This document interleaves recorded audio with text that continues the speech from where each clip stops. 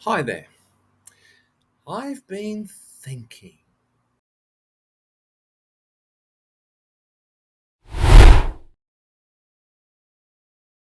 I'm a very self conscious person.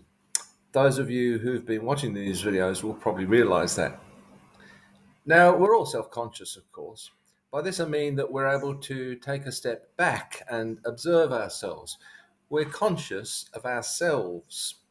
There's an I, which recognizes and observes the me. We can recognize ourselves in the mirror, which not all animals can do. But I tend to take this to the extreme.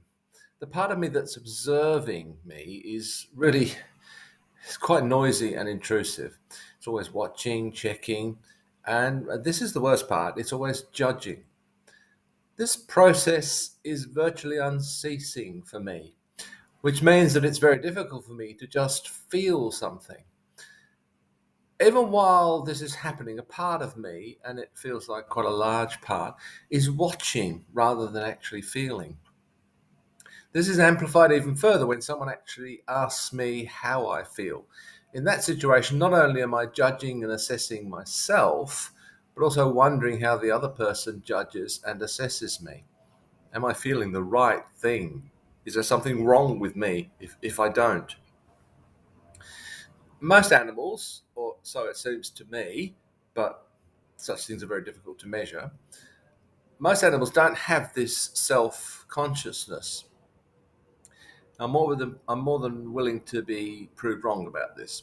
But in any case, it's possible to imagine a state of mind in which one simply feels something or experiences something without this overlord, superego perhaps, intervening. It may even be possible to move the center of our being, so to speak, from one of these positions to the other. And there may be other positions too. By that I mean I can live in the me that is experiencing or the I that is observing. It's likely that as a very young baby, we live in the me, and the I only develops sometime later. This is why babies, like many animals, are not self conscious in the sense that I'm describing here, and it takes a while for a child to recognize him or herself in the mirror. This is why children can poop and fart and burp without any shame, because shame is how self consciousness often manifests itself.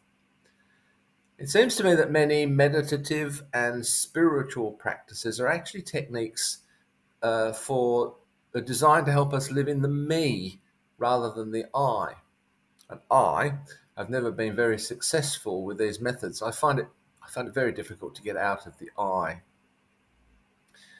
It's not a huge step to conceive of this development of the I, this separation of the person into two parts, as what some religions have traditionally referred to as the fall. Now, I know this is not an original idea, but this isn't an academic treatise, and I'm not going to go in search of sources to back up my idea. It's clear to me, anyway, that this kind of bifurcation of the soul into at least two parts, the I and the me, is a source of pain and loss. We long to return to the state of unity that existed prior to this. It would seem to be easier to live simply as me, to live in the moment, or however else you might want to phrase that. Unfortunately, I don't believe that we can ever really return to this state of innocence, although we seem to have a longing to do so. I suspect this is what we mean by the Garden of Eden, the state of being before the fall. But it's perhaps not even desirable in the end to do this. I haven't found the answer to this yet, and I almost certainly never will. But I suspect that the path shouldn't be backwards towards some pre-existing, real or imagined state of unity. Rather, it needs to be forwards towards a higher state of unity. And here we approach the philosophy of one Georg Wilhelm Friedrich Hegel, a German philosopher who lived from 1770 to 1831.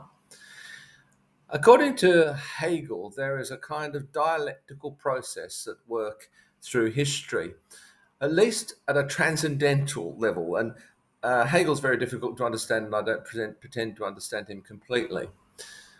But the idea is that we begin with this initial unity, which then falls apart into a thesis and an antithesis, the I and the me, in my terminology.